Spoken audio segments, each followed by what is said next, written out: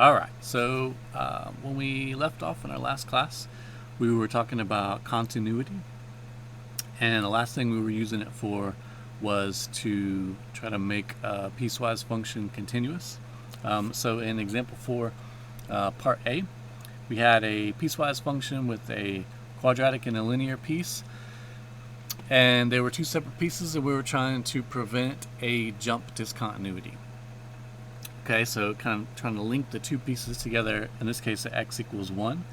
So we set the two rules equal to each other, and at that breaking point, 1, we plugged 1 into x and solved for a. Right, and that gave us a continuous function there. In part B, we have a different type of discontinuity. We have a possible hole that we're trying to prevent. And one clue that we know that that's the case, number one, we're dealing with a rational function. But number two, looking at our restrictions here, we've got the first one is our rational function for all values except for this x value of 1, and then we just have a y value for when it is exactly 1. And that indicates that we're trying to plug that hole. All right, so if we factor the top and the bottom of that rational piece, and we find that common factor, which indicates that we do have a hole, set it equal to 0, we get where our hole is, which is at that where our restriction takes place. And so with what we want to do is take that factor place and essentially find the y value of the hole, just like you would if you were asked to find the domain and range of this rational function. We want to find that y value. So take the simplified version after you cross out the top and the bottom common factor, and plug in for x equals 1, where that hole currently exists, and find that y value. So that's going to be your a value essentially. All right, so you're essentially doing almost the same thing. You're setting the y, the two rules equal to each other, like we did in part A. In this one, though, we have to cross out those common factors first and find that a value, that height of 4. So it'll be 4 when x equals 1. That'll plug up that hole, prevent that discontinuity. All right, there's a couple of properties of continuity. The hypothesis for this says that b is a real number and f and g are continuous at x equals c. So we've got two functions, f and g, that we know are continuous at this particular point c, or it could be over a domain of values, an interval of values. Then the following functions are continuous at c. Okay, so part 1 says constant multiples of some constant b times our function f. All right, so we've already got a function f that's continuous. If we do some kind of a vertical stretch to it, not going to change its continuity. Number 2, sum and difference. If we add two functions that are already continuous over a certain domain or at a specific point, in this case c, then they're still going to be continuous. Number 3, the product of two functions f and g, same thing. If they're already continuous, it's not going to change that continuity. And number 4, there's a quotient rule. Same thing. The one exception you have to be careful for, because we're creating a denominator, is that that denominator at a given value in that interval or domain cannot be equal to 0. Okay, so going back to the piecewise bit, let's talk about extended functions. And this extended function is a function that is obtained after discontinuity is removed. To write an extended function, find where the hole is in the graph, then write a piecewise function to fill the hole. So remember, the only removable discontinuity is a hole. So those are the only ones that we'll be looking at for these extended functions. Okay, and it's essentially real similar to that last example that we did, except we're not given a piecewise function, we need to create one ourselves. Okay, in this one, part A, we've got f of x equals a rational function.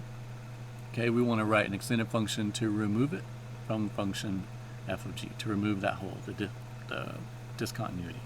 So we want to factor the top and the bottom and find where that hole exists. All right, in this case, x minus 1 is that common factor, so set that equal to 0 and solve. We get x equals 1. That's where our hole exists. So when we create our piecewise function, when we build it, our first rule is going to be our original function given to us. Okay, we've got that here. And the restriction is going to be x for all values except where we found that hole exists, where we found that discontinuity. All right, and then to remove that discontinuity, we have to essentially plug that hole. All right, we're going to write our second rule for when x does equal 1, and we essentially have to find that a value, just like we did in those last examples. Okay, so we can do it as a limit as x approaches that 1 from both sides. We're going to use that piece of our function after we cross out the common factors on the top and the bottom, and just do direct substitution, all right? Just like you would do if you were solving for a, like in the last problem, or finding the y value of that hole.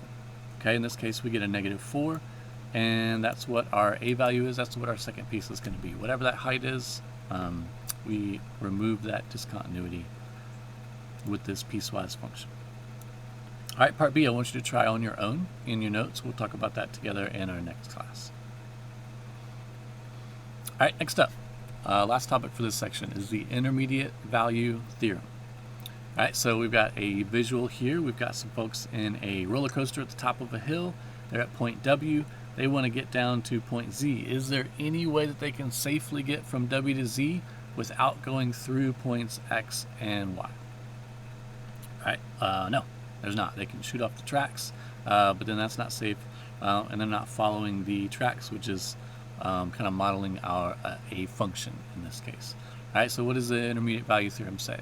It says if some function f is continuous on the closed interval from a to b, all right, closed interval is just including those endpoints. So notice those square brackets around a and b. Then here's our conclusion. F takes every value between f of a and f of b. All right, so it's saying vertically from point A to point B. All right, this is two-dimensional, so we're talking about a function.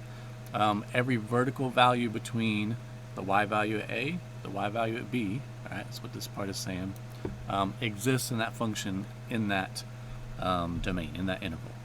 All right, that's kind of cool. It kind of makes sense when you think through it, but this is a way to prove that there's a certain y value that exists. All right, so suppose k is a value between f of a and f of b, that's vertical y values, then there exists at least one number c, that's horizontal, from a to b, such that f of c equals k. Be careful about adding extra vowels in that equation. The intermediate value theorem tells you that at least one c exists, one x value exists between a and b, but it does not give you a method of finding c. This theorem is an example of an existence theorem, so it tells you that there's got to be one that exists, doesn't tell you where to find it. All right, you have to go to other methods to find that, sometimes as an additional step, if you're asked to find it. All right, example 5, we've got a nice visual of a function here as opposed to a roller coaster. Okay, notice that we've got point A here, or x value A here, and then here's point A comma f of A, and then B, so this point is B, and then whatever the y value is at B. All right, so I like this little rectangle here. This shows kind of what we're looking at. So again, the intermediate value theorem says that between A and B, there's got to be some x coordinate c for every y value between f of A and f of B, right, in that interval. Okay, so necessary requirements to apply this theorem. F is continuous on a closed interval, so notice that it is continuous between A and B, including A and B. K is on which axis? K is a y value, so it's on the y-axis. And then C, we talked about, is a x value. It's on the x-axis, just like when you've got like limit as x approaches C. Okay, those are x values. So let's look at example 6. Consider the function below and answer the questions. This is kind of a checklist for when we're going to be using the intermediate value theorem, what things we need to make sure that we state and that are true. Okay, in part A, is f continuous from A to B? All right, so looking at our function, we can draw the whole thing with our finger or our pencil without lifting it up. It's continuous, check. Is k between f of A and f of B? Okay, so the k value they've got here, they've got this dashed line, and it's definitely between the heights f of A and f of B, so check. All right, that's something that we may need to test in an actual function if we have an equation to make sure it is between those two endpoints y values. All right, and then part C. In this example, if C is between A and B, then there are blank C's such that f of C equals K. Okay, so again, the intermediate value theorem says that at least one C exists. There could be more. So in this case, K, how many times does it essentially, this dashed line, y equals K, intersect our function over this interval? And it looks like 3 times. All right, so there's 3 different C values within this interval such that y equals K. All right, we labeled them, C1, C2, C3. Boom, example 6 done. All right, in the next short video, we will work through example 7. Make sure you take that down in your notes, and we'll work through another example together in our next class.